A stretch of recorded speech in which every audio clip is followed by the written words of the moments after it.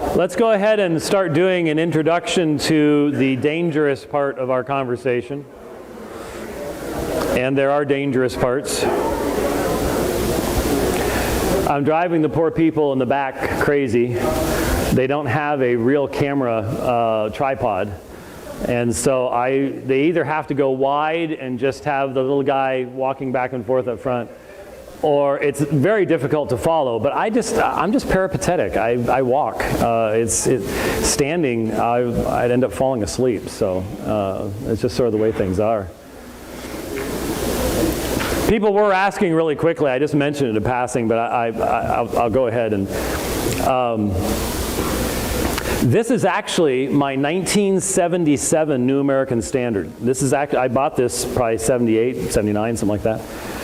It was a large print, and at the time, I'm not sure exactly what attracted me to it, but as I've gotten older, I can tell you exactly what has attracted me to it. I can actually read it. I look at all my favorite Bibles from back when I was younger, and they're not usable to me anymore, unless I want to stick glasses on my face and do this number and all of that. But I can still read this. And I like the 1977 because it still uses these and thous in the Psalter, which I like. But it was just a plain old bonded leather, black, And so when I got in touch with Jeffrey Rice is a brother down, I think, in Tennessee, if I recall correctly. And he was a roofer and fell off a roof and injured himself really severely. And when he was trying to figure out what he could do to support his family, he had developed the skill of rolling copper and working with copper and doing roofing stuff. And he started working with leather and started doing some leather rebinding. And I saw a good friend of mine, Derek Melton, had this Bible that had the 5 solas on the spine. I thought, well, that's really cool. And then another friend, Kofi, posted a picture of this beautiful Bible. And so I got in touch with Jeffrey, and I sent him a Messial and 28th edition Greek New Testament. And he did an incredible job on that Greek New Testament. The page edging he had done and things like that. It's just beautiful. So I had him on the dividing line. And he is now months backlogged. His business has become extremely profitable for supporting his family, and he does a fantastic job. So if you've got a Bible that you would like to have rebound, or sometimes just brand new one, and just made buttery smooth. I mean, this is a preacher's Bible. It hangs there in the hand, and it's just. It is really, really great. Look up Post Tenebris Lux Bible Rebinding. And obviously, he's literally taking orders for next Christmas right now. That's how popular his work has become. But I've got 7 of them now. And he did a Greek Septuagint for me, the Greek translation of the Old Testament. Each one of them is that thick, 2 volumes. And just astonishingly well done. And he rebound my 1550 Stephanus text. I have a 1550 Greek text, and it's from 1550. It was donated to us. The cover fell off, so I really couldn't use it anymore because the main reason, and what's the real value? It's the text itself. And so I sent it to him, and he did this fantastic job in rebinding my 1550 Stephanus. So I can now carry it, and it's well protected, and it looks great. And so yeah, if you're looking for that, Post Tenebris Lux. There's other guys that do it too. I'm not trying to. I just happen to know Jeffrey Orwell, and he's done a number of these for me. So. But it does have a chip in it, so if you try to steal it, we will get you. And I don't care if you call yourself a Christian or not. You're going to the Huxley. That's just all there is to it. So, all right, let's in the 45 minutes we have, let's tread on dangerous ground. It shouldn't be dangerous ground. It's sad that it is. But let's talk about something that is truly troubling the church. And maybe I'll just have to give some of the background on it before we can really get into it. But let's talk about it. When we talk about justice and equality. We talk about the Black Lives Matter movement in the United States today. We cannot, unfortunately, discuss any of these things without recognizing what some of the backgrounds to these things are. We know, for example, that the founders of the Black Lives Movement have been very clear in not only emphasizing their connection to Karl Marx and things like that, but they have made it very clear from the beginning that they are just as concerned about transgender people, queer people, as they like to use the term. I can remember a day when that was an insult, and now it's, you can't even keep track of things anymore. But they are very much into the destruction of the nuclear family, transgenderism, breaking down of those categories just as Marx was. But they're doing it in a different way now. Rather than doing it solely on economic foundations as Marx did, now it is dividing us along ethnicity, gender, and all these issues. What has happened since Marx is there has been a mutation, a retooling of his means of creating division. You are probably familiar with things like, or have heard discussion of, we're not going to, if I wanted to put you into a comatose state, it would not be difficult to do if we were to start putting names up on the board from the Frankfurt School and Derrida and Foucault and trying to talk about the nuances in their thought coming out of France and greater Europe and trying to sort of rehabilitate Marxism as it fell apart, as the Soviet Union fell apart, and to retool it in essence.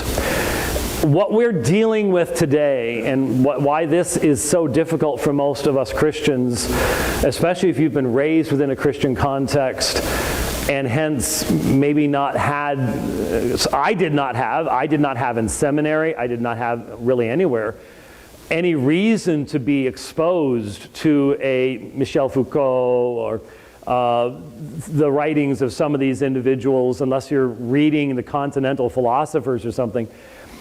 They, together with postmodernism, have basically gotten together and had a really creepy baby.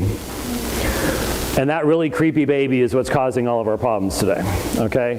It is this strange mixture of postmodernism, which allegedly had died out. Well, it didn't. It just transmuted itself and borrowed stuff from other ways of thinking. But the idea of a denial of objective truth. There is no objective truth. That's why the postmodernists back in the 50s and 60s and 70s, that's why, for example, and any of you have read Schaeffer, you've heard these examples before, but the one that I love the best was an example of postmodern music. Now, I love music. I love all kinds of music.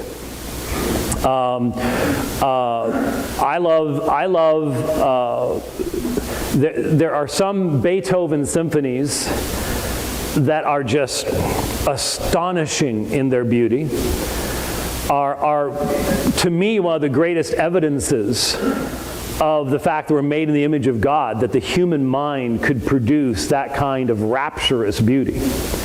And I don't know about you, but if someone started a movement to have Handel's Messiah canonized as the 28th book of the New Testament, I wouldn't fight it. I think that's probably a fairly, I might actually sign on for that one. I think that would be worthwhile, especially because it's all scripture anyways, so that's why you could get away with it. But the beauty of the Messiah, we've all experienced it. But at the same time, I'm not one of those snobs that goes, and that's the only kind. Some of you have probably chuckled at the fact that recently it has become known that I have become very good friends with a guy by the name of John Cooper. How many of you know who John Cooper is? Yeah, John Cooper, the lead singer of Skillet. In fact, Lord willing, we'll be spending the day together on Monday. He's off traveling right now. He just was on the Brian Kilmeade show yesterday. He just had a book came out that he had me read. he said, James, man, I really don't want to ask you to do this, but would you read it and make sure there's no heresy in it? And he told me a couple days ago, he says, now that it's out, man, I go on these interviews and I'm like, hey, if anyone has any problems with what I said, well, I asked James about it and it's good. So we're good on it. So yeah, when you can go from Beethoven to Skillet, that covers a fairly wide range of things like that. But John will tell you, and I don't think John would mind if I told you this. 2 Saturdays ago, I got an album from them that I had missed when I did my Buy Everything Skillet thing. I had missed one. And there was a song that I heard for the first time just a couple weeks ago that blew me away. And it's called Lucy. How many of you know Skillet's Lucy? Okay. And I'm sitting here going, there's something behind this. There is something behind this song. And so I read up online, and then I talked to John about it. We talk every day. And he told me, he said, yeah, it's about the regret that a couple felt. A young couple got in trouble, and they had an abortion. And they fell into deep depression. And a counselor told them, that's because you didn't have a procedure, you had a death. You need to have a funeral and name the child that died. And they named the child Lucy.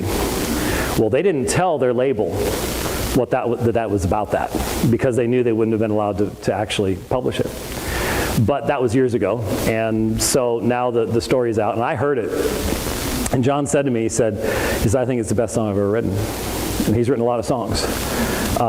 He says it's not popular, but I think it's the best song I've written. Well, there's something beautiful about Lucy in a different way. There's something beautiful about Beethoven.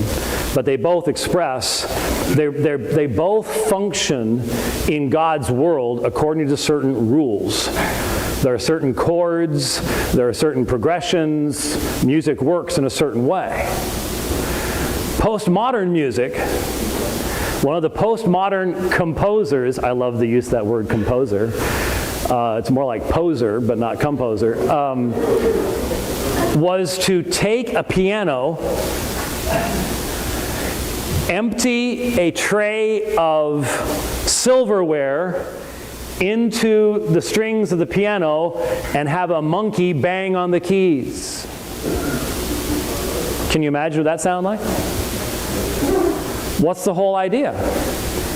No objective rules that tell you what is beautiful and what is not. The chord progressions and everything that makes a Beethoven symphony resonate and make us go, oh, the power of it. You've got to get rid of all that, because that implies an objective reality to the world that they're trying to destroy. That's what postmodernism is. That's the mindset behind it. And so that's why you get the breakdown of art, which had always been about how to communicate the reality, the objective reality of the world around us, now becomes just taking urine and throwing it at a canvas and calling it art and putting it in a museum, which is what has been going on for a long, long time. And so you take that postmodernism and then you suck it into a retooled cultural Marxism, and now you have what we're facing today. And so we have tribalism today. Tribalism. What do you mean by that? Well, obviously, the idea that we have today was, I think, expressed very clearly by a black woman member of Congress who about 2 years ago was speaking at a conference, and she said, we don't need any more brown faces that aren't speaking with brown voices. We don't need any more Muslims who do not speak as Muslims. We don't need any more queer people who will not speak as queer people. In other words, just be what you're told to be, what your tribe is. Don't break the mold. Don't be an individual. You're a part of a particular tribe. Now here's the problem. Once you start doing that division, once you start saying, well, from the Christian worldview, we're all made in the image of God.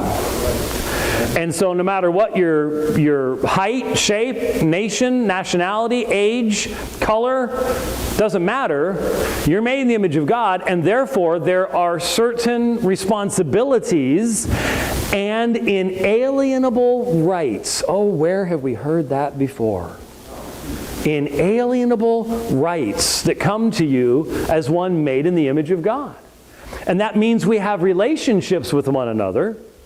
And if we're consistent, then we're going to treat one another in a particular fashion. And so you go to the Bible, and the Bible says that justice is to be done for both the rich and the poor. And so you're not to take the bribe from the rich guy and let the rich guy get away with anything. And there's also the warning, you are not to favor the poor simply because he's poor. You're simply to do justice. There is an objective revelation. Now, do we always do that? No. Why? Because who are judges? They're human beings. And they are fallen human beings. And so they are subject to all sorts of things. And sometimes justice isn't done because a culture develops a particular perspective. So you can look at Europe, and Europe deeply influenced by the Christian perspective, the Christian way of viewing things, and yet was there ever a time when that perspective was consistently applied across the board? Of course not. Of course not. You had, for example, in the medieval period, you had this concept of knights and lords, and there were different standards applied to different people. And the whole royalty thing. Remember, the Old Testament warned, you want a king rather than me as God? You want a king rather than the just administration of my law? Here's what he's going to do to you.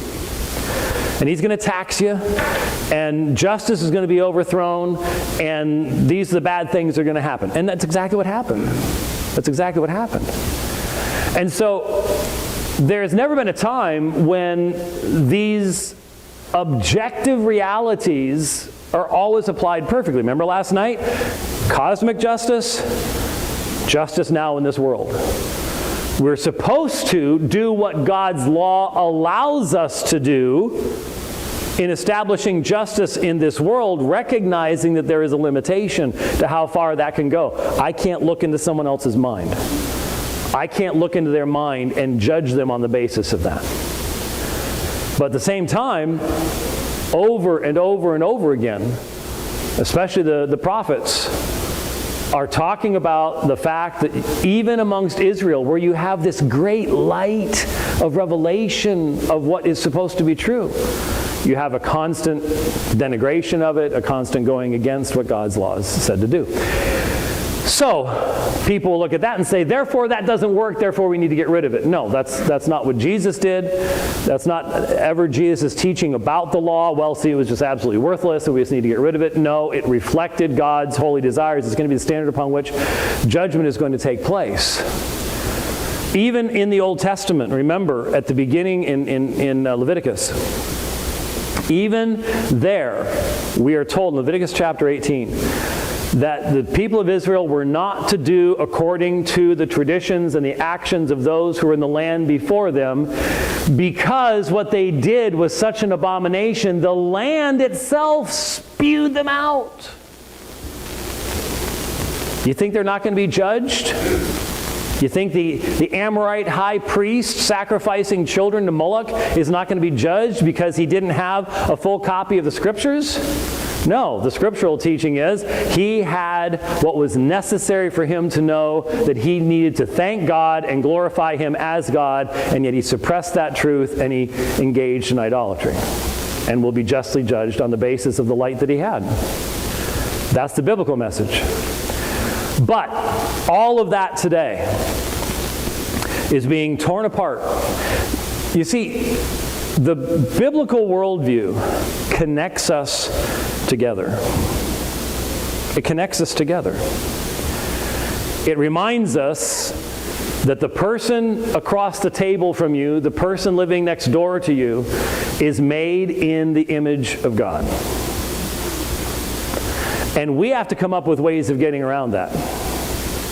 So in Christian Europe, you created a tradition that made kings more godly and worth more in God's sight than serfs, or knights, or lords, or all the other things. Was that biblical? No. Was it a tradition that developed? Yes. And so in antebellum South, you had an entire theology developed around mankind and the black race, the Negro race. And you had people who knew their Bibles backwards and forwards, and yet they bought into the traditional idea that God had made a distinguishing between the races and gave certain privileges. And they would mistakenly use arguments that, well, look at Israel being privileged over the Egyptians.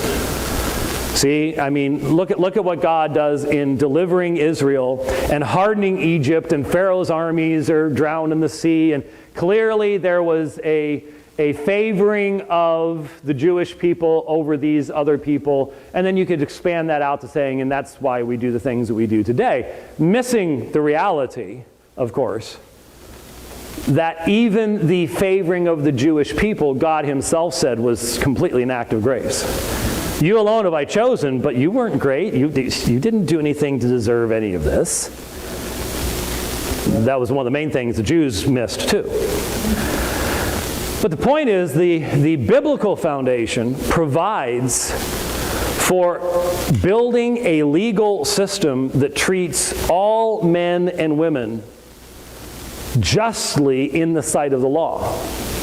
That doesn't turn that doesn't turn us all into clones. It recognizes there is nothing in Scripture that says that the person who is thrifty and a good investor and hardworking should not benefit from everything that his hand touches. And in fact, it is considered to be a blessing from God. When you have a great painter who produces art that people want to see, there is nothing wrong with that person receiving riches for the great skill that they have that the rest of us don't have. And for anybody to say, well, there should be something wrong about that, means that what you're saying is God should not graciously give great gifts to certain people that he doesn't give to all people. That's what you're saying. That's what you're saying. And it used to be a given we all understood and we all accepted. That no matter how much I wanted to play NBA basketball, God didn't give me what I need to do that. Okay? That's just a reality. Getting mad at God or saying that you should cut a foot off of everybody else's body to make us equal on the basketball court doesn't make any sense. But that's where we are now. That's where we are now. Now we have this idea that true happiness will come when we are all equally miserable. That's the idea now. Everybody needs to have the same set of skills, the same set of abilities, same amount of money, live in the same kind of house, have the same travel possibilities. That is, as long as you offer the pinch of incense and do what Caesar tells you to do. And that's going to make everybody happy. Does anyone really think that's going to make everyone happy? I mean, seriously. How do you get people to believe this? We know that there are certain people who have great musical talents. How is it that forcing all of us to be mediocre on one instrument is going to fulfill that person's giftedness and make them happy? It won't. It can't. It's absurd. And yet, this is the worldview that is now being proposed as being a great moral good. The unification of mankind as being made in the image of God then becomes a foundation for recognizing each individual as having responsibility before God and to other human beings. If you turn him into a mere animal, he has no responsibility before God. He's just a bag of Ugly bag of mostly water, fizzing chemicals, that's all he is. There can be no individuality that can be celebrated. I remember, I'm old enough to remember how we in the United States celebrate, and this was such a nationalistic thing. I'm going to tell you something. I didn't think nationalist was bad until 2 years ago. And every single time the Olympics went on, we were all nationalists, right? I mean, how many of you have sat there and you've followed the number of gold medals, the number of silver medals, the number of bronze medals, and you've been going, go USA, and now all of a sudden, you terrible, horrible person. When did that happen? It happened awful fast. But I remember when Bruce Jenner made us all proud in winning the decathlon. And we were following that, and we were celebrating. We thought that was great. And I wasn't standing around going, wish I could do that. I just don't think it's fair that he gets to do that, and I don't get to do that. I don't think he should be allowed to do that, because I can't do that. And anybody who does that, in my day we recognized, was a sniveling little kid, an immature child. And the society that we are now promulgating is based upon immaturity. Being offended by everything. You look at me wrong and I'm angry. You're microaggressing me. My goodness, I struggle with this. I really struggle with this, because I'm not that old. I know I look like it, but I'm not at 60 yet. I know I look like about 75. I understand that, but I'm getting there, and so I'm from a generation. I was taught that you needed to grow up and not be offended. There was this old saying we had that is now the most politically incorrect saying that I can imagine, and yet every little kid my age knew it. Sticks and stones may break my bones, but words will never hurt me. That is now illegal. It is, isn't it? Words will never hurt me? Try that in the court of law now.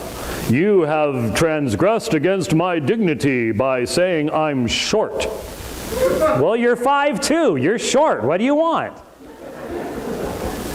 Oh no, you can't do that. You can't do it anymore.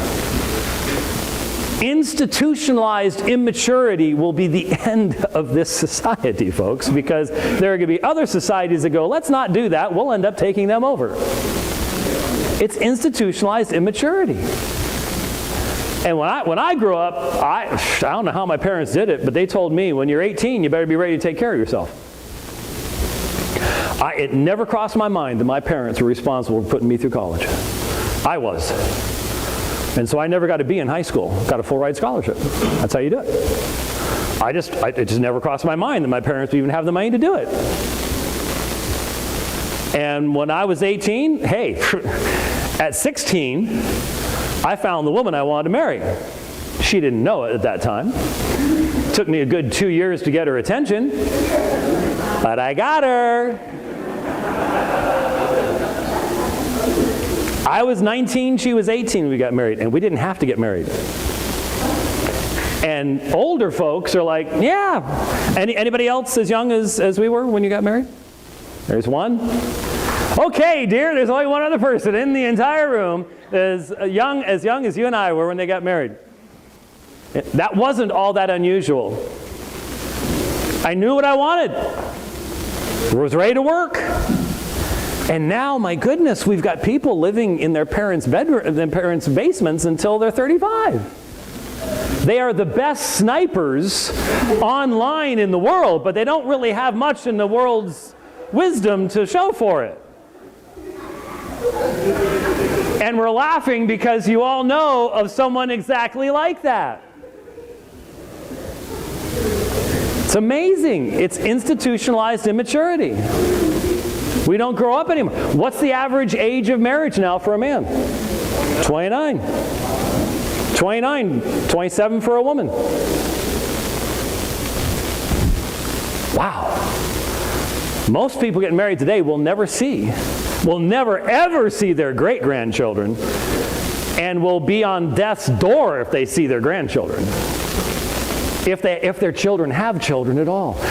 By the way, do you have any idea how the American birth rate has crashed this year? 500,000. Boom! Just crashed. I'm not going to bring a child into this COVID world. Wow. Amazing.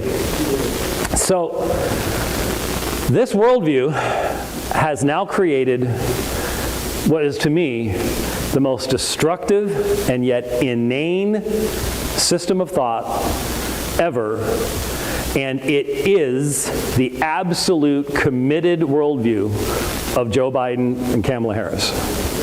It's called intersectionality. Intersectionality. What is intersectionality? Well, if you had asked me that 2 years ago, I would have gone, let me call my daughter. Because my daughter knew. Some of you know my daughter has a webcast called Sheologians, which was a joke, by the way. Don't ask her to explain it. She's tired of explaining it. But it stuck, and so she's stuck with it, and she has a very popular webcast. They've been taking on feminism for a long time, and so she was aware of these cultural trends long before I was. But intersectionality is where you take the worldview, and this is, so remember I told you that postmodernism and neo-Marxism had a baby. Well, that baby involves the idea that the narrative that drives the world, Marx said the narrative was the proletariat and the bourgeoisie, the workers and the people who own property. So he did it all on an economic level. Once you throw postmodernism in and the development of neo-Marxism over time, now what you've got is the oppressors and the oppressed. The oppressors and the oppressed. And there is nothing you can do about which group you're in, because it has nothing to do with anything you've ever done. It actually doesn't have anything to do with what your ancestors did either, even though sometimes it sounds that way.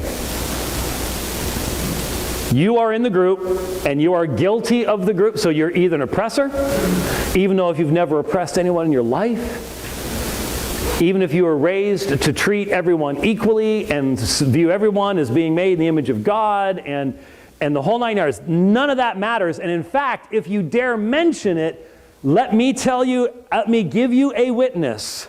You will get in deep trouble. Because I dared give my own personal history on this once, and oh, wow. You will be ravaged. But you have the oppressors and you have the oppressed. And the oppressed categories can be expanded even if those categories didn't exist more than 10 years ago. So if you're transgender, you are oppressed. But there was no such thing as transgenderism in its modern expression 10 years ago. There were transsexuals, but they had not developed this amazing theory of human existence. It really did not become a thing until about 2013, 2014. And that's when it became, just as cutting, anorexia, all these things, these crazes, and it could never have ever existed, except for this. Except for this. The number of transgendered people, as they call themselves, who now regret what they did is legion. You're not allowed to talk about them. It's legion, and they'll all tell you the same thing.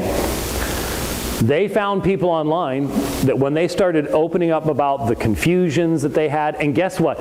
I know no one else experienced this, but some people do. Being a teenager can be a confusing time.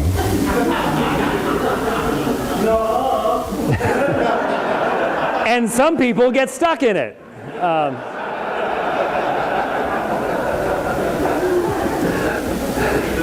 Being a teenager can be a confusing time for both men and women. And you go online and you start telling people about it, and you know what they say? You're transgender. I'm what? Had no idea. But they're coached. They're absolutely coached that when they go at every single Ivy League school in the United States, any student can walk into the medical center in any Ivy League school and without any doctor's prescription say, I've always felt this way, and receive testosterone injections if you're a female. Which, by the way, will destroy you. Will destroy your body, will destroy your ability to have children in the future. When we mess with biology that way, we create death. And the stories are astonishing. Astonishing of what people are willing to do. But the point is, that group, those transgender, they're oppressed. Even though they didn't exist as they are today in the year 2000, but they're oppressed. And so every minority group is oppressed. And the fact of the matter is, you can look back, and as long as you can find any mistreatment of any minority group, if it fits the narrative, then you can say, there's your oppression. And the problem, one of the problems here is, we take the American experience and we export it every place else. Even to places where it creates absolute havoc. We have exported this through the church into South Africa. You want an explosive situation? Talk about South Africa. Apartheid, what has gone on down there, what's going on right now. Oh my goodness. But it's not just racial, because anywhere you go, I hate to tell you this, but anywhere you go in the world, there have been racial tensions. And the people perpetuating them and receiving them have been of every race on the planet. There isn't anybody who's guiltless when it comes to this. Right now, if you go to almost any university, you'll be told there's only one group that does it. Did you see AOC? Did you see AOC 2 days ago? AOC saying, she had some, should have seen this dude that was testifying before Congress. It was really funny. He was dressed like that guy in Starsky and Hutch. Who was the black friend of Huggy Bear? Thank you. He was dressed like Huggy Bear was testifying before Congress. Okay, and I don't know who the dude was, but what AOC said was she was talking about the production of CO2 and greenhouse emissions, and she was saying, so isn't it true then that the vast majority of people who are producing the damaging environmental CO2 gases are white? And he said, all studies show that to be true. There you go. It's not just that. There's an obvious problem with that. What is the greatest carbon-emitting nation in the world? And it's not us. China. Oh, they're white now. They don't think they're white. And if you would like to have clear, open, KKK-level anti-black racism, you know where you go? China. Oh yeah. Oh yeah. China is deeply racist. And it's not just anti-black racism. It's anti-white racism too. And you know why it is? Because it's we Chinese are the greatest. It's not just we don't like this particular group. It's we are superior to everybody else. Those are the people who get scary. Remember the Aryans, Nazi Germany? Yeah, it really gets bad when you think your group is the best group. Here's the problem. Once you divide everybody into oppressors and oppression, and then you start adding in as many categories as you want. So if you are a ethnic minority, that's one group. But if you're a gay ethnic minority, bonus points, that's exactly right. And if you become a transgendered ethnic minority who identifies as a female, you may be the next president of the United States, right there. I mean, because that's the jackpot. The point is, you just keep dividing and dividing and dividing. You want an example of this? How this works? Anyone remember Martina Navratilova? Yeah. She was a good tennis player. I was always voting for Chrissy Everett, personally. But Martina was a really good tennis player. And she was one of the first ones to come out as a lesbian. And so Christians were like, oh, this is terrible. And so she was a celebrity and, on the cutting edge and everything else until she made a mistake. Because this LGBTQ thing doesn't hold together. Have you noticed that? That's one of the hopes that I have, is that it doesn't hold together. And I've never understood why it's put together. Think about it. The B, you almost never hear anything about that. Because it doesn't really go with the L and the G. Because it assumes categories that the L and the G violate. But then you throw the T in, and now you've got civil war. You want to see people going at each other? Look what happened to Martina Navratilova. Because think about it, if transgenderism is true, there aren't any lesbians and there aren't any gays. Because lesbianism and homosexuality assume a gender binary, which transgenderism says doesn't exist. So Martina made a statement a couple of years ago, and then she absolutely ended her celebrityhood by refusing to back down on it. Unlike certain NFL football players that we could name, who have backed down on statements they've made, sadly. She said that it is absolutely wrong for biological males to compete against biological females in professional sports. You know why she said that? Because she's right.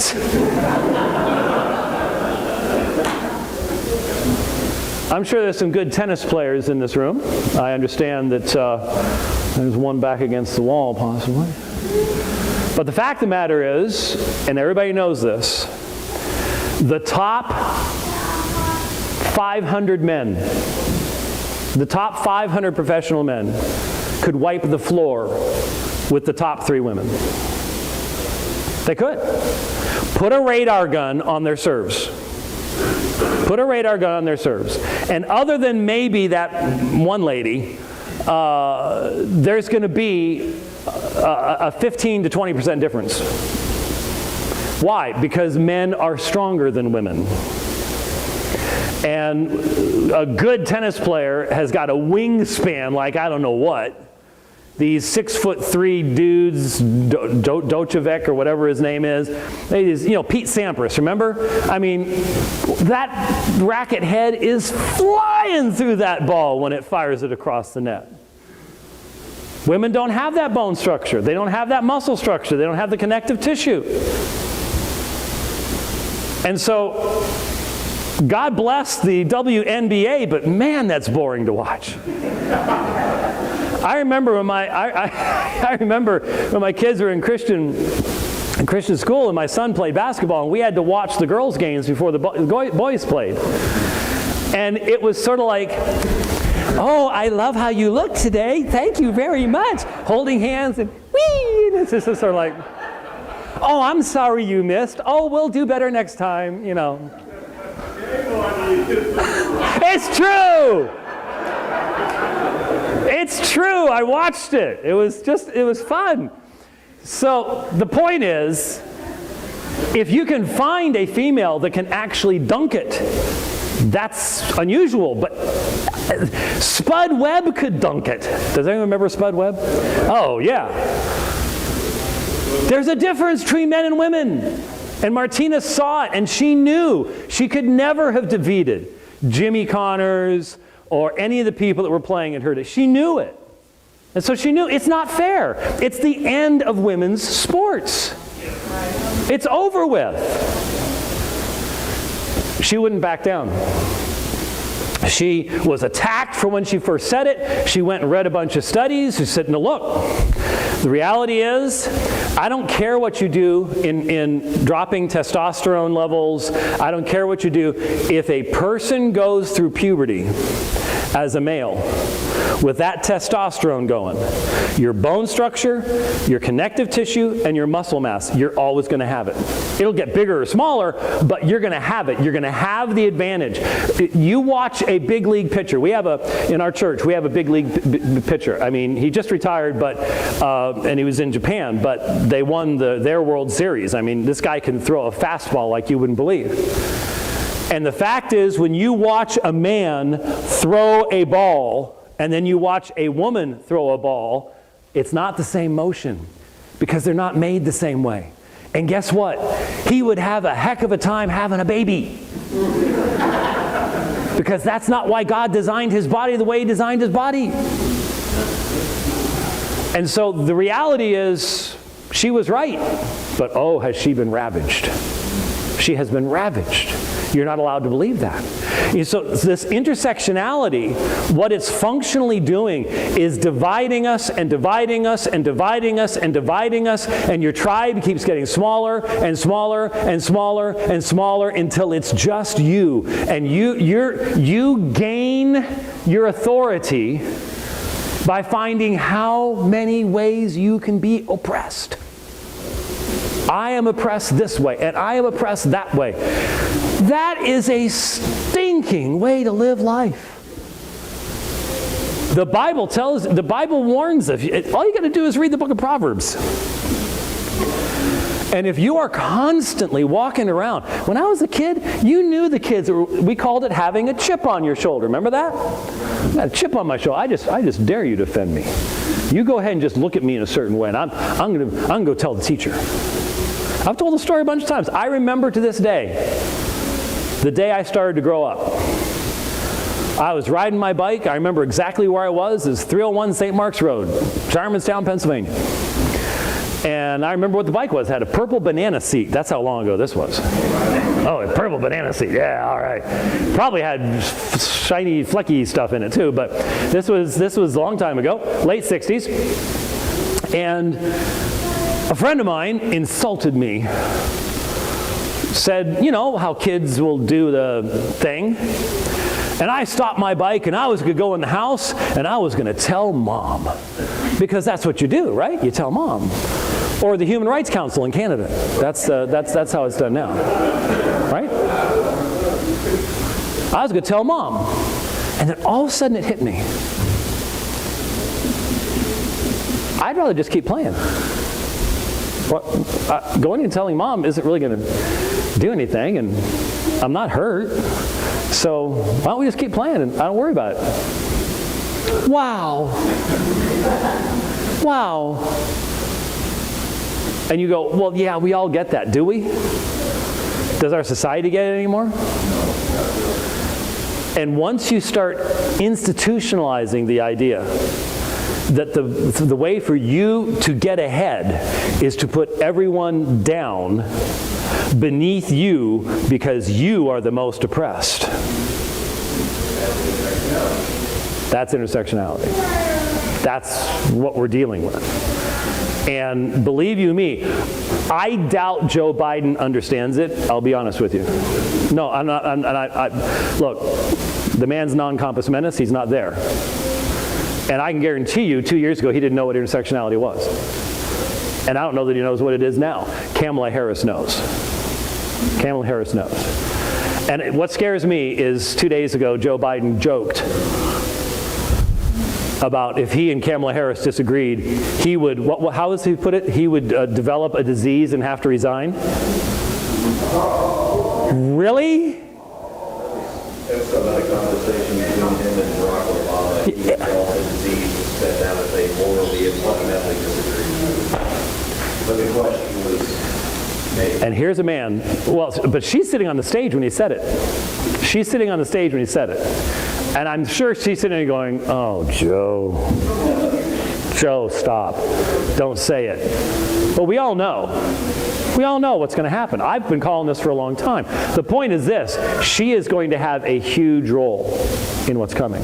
And she believes all this stuff. And when people believe that this is moral, and this is good, and this is right, they can be zealous proponents of it. And they will put it in law.